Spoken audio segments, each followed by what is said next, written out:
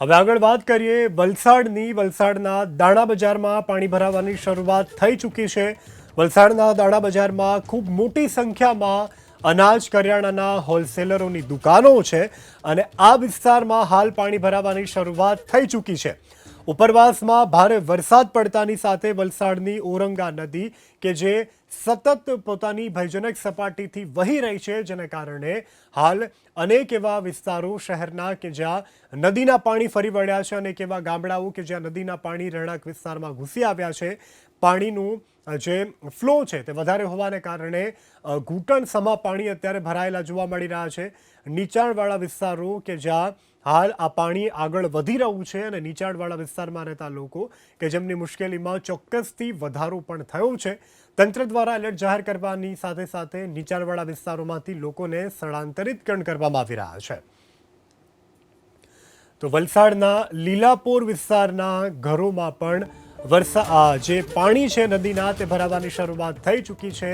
વલસાડની લીલાપુર વિસ્તારમાં ઔરંગા નદીના નીર ઘૂસ્યા। વલસાડની ઔરંગા નદીના નજીક આવેલા લીલાપુર ગામના અનેક એવા નીચાણવાળા વિસ્તારો કે જ્યાં આ નદીના પાણી ભરાવાની શરૂઆત થઈ ચૂકી છે। લોકોના ઘરમાં પણ જોઈ શકાય છે ઘૂંટણ સમા પાણી છે। લોકોની ઘર વખરી આ પાણીમાં તરી રહી છે। પાણીના ધસમસતા પ્રવાહની વચ્ચે લોકો કઈ રીતે રાત વિતાવશે જે એક મોટો સવાલ છે, કારણ કે લોકોના ઘરમાં ઘૂંટણ સમા પાણી ભર્યા છે। લોકોની ઘર વખરી અત્યારે હાલ ઘરમાં ને ઘરમાં તણાતી નજરે પડી રહી છે, તરાતી નજરે પડી રહી છે, ત્યારે ચોક્કસથી લોકો માટે રાત વિતાવવી પણ ખૂબ મુશ્કેલ સાબિત થશે।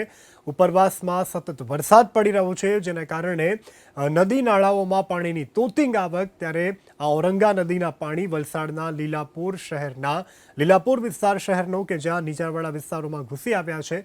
લોકોના ઘરોમાં અત્યારે વરસાદી પાણી ભરાયા છે। લોકો પોતાની ઘર વખરીને સલામત રાખવા માટે સતત મહેનત કરી રહ્યા છે। લોકો પોતાના ઘરમાં જે વસ્તુ છે તે પલળે નહીં તેનું ધ્યાન રાખી રહ્યા છે, ત્યારે હાલ તો આ ધસમસતો પાણીનો પ્રવાહ લોકોના ઘરમાં છે અને આવી સ્થિતિમાં લોકોને આજે રાત્રિ વિતાવવી પડશે, કારણ કે ઉપર હજુ પણ સતત વરસાદ અને નદી નાળામાં પાણીની આવક યથાવત છે અને આવતીકાલે પણ અત્યંત ભારે વરસાદની આગાહી છે। ત્યારે આ દ્રશ્યો અમે આપને બતાવી રહ્યા છીએ દક્ષિણ ગુજરાતના, કે જ્યાં લોકોના ઘર સુધી પાણી ઘૂસી ગયા છે।